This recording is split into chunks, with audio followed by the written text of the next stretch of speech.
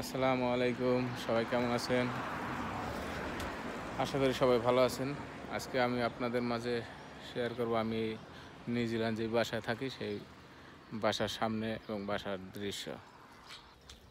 এই যে হচ্ছে আমার বাসা। আমি যে বাসায় থাকি নিউজিল্যান্ড।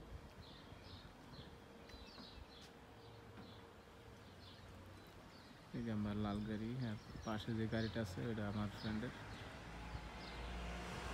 বাসার সামনে সুন্দর ফুল থাকে, দরজা খুললে অনেক ঘেরান, কত সুন্দর।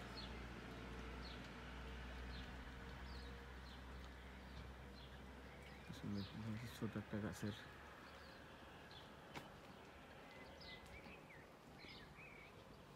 সামনে গিয়ে দেখায় আর ফুল ফুল রয়েছে অনেক, অনেক সুন্দর।